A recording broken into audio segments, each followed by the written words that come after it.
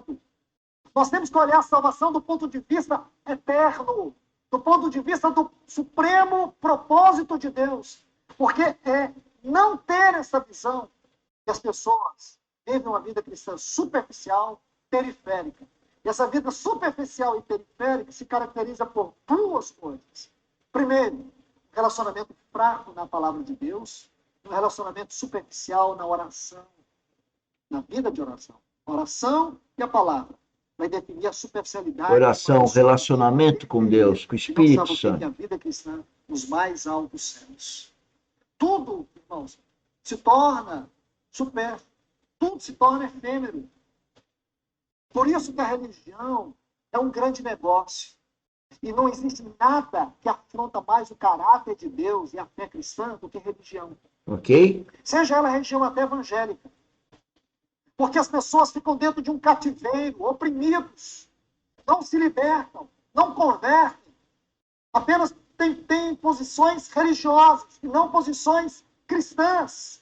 Então você vai ver que Jesus, ele nos chamou para viver essa posição elevada.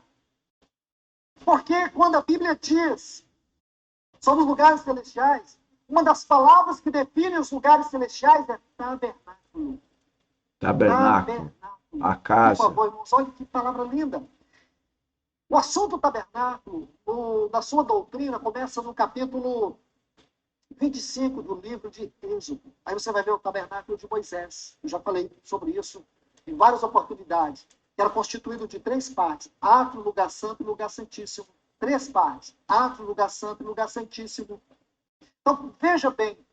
Mas por que Deus nos deu isso? Por que Deus deu o tabernáculo?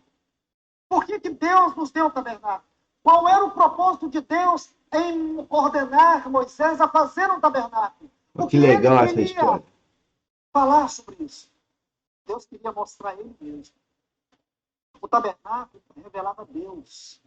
E um meio pelo qual o homem poderia viver em uma íntima comunhão com Deus, mesmo estando... O objetivo de Deus é que o novo filho, o novo nascido, viva com ele, em comunhão. Entrar e desfrutar da presença de Deus. E esta é a grande tônica da mensagem de Hebreus.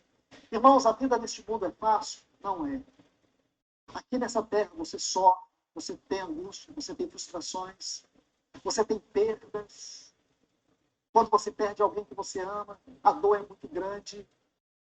Frustrações. Quantas limitações e angústias nós sofremos na nossa alma. Como nós podemos ultrapassar tudo isso, irmãos?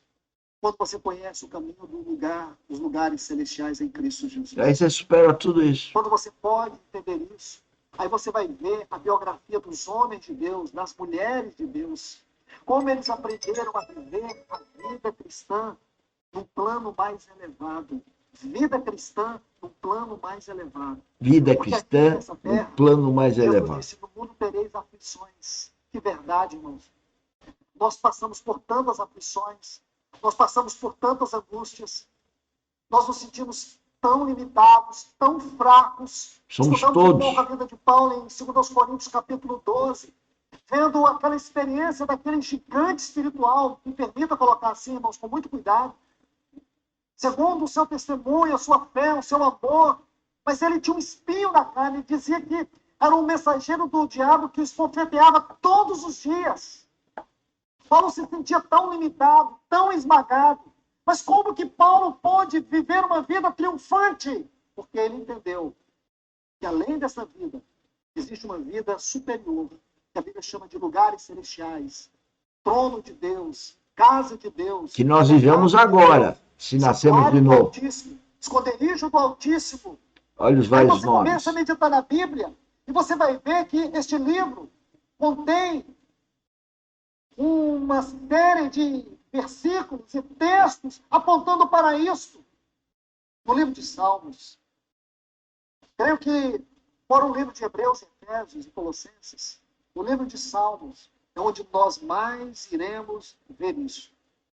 A vida cristã nos lugares celestiais. Na quinta passada, estudamos sobre o Salmo 91. Deixe-me hoje concluir essa palavra meditando com vocês aqui no Salmo de número 23, dentro dessa mesma perspectiva. Salmo de número 23. Um salmo conhecido por todos. Eu creio que aqui neste lugar, todos vocês conhecem o Salmo de número 23.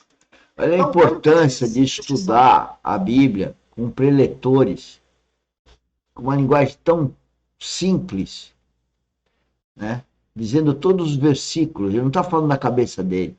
Toda hora ele fala um versículo, outro versículo, e a forma de você ir na Bíblia e ler. Mais do que isso, se você fizer isso com amor, você vai ter revelações do que ele está falando.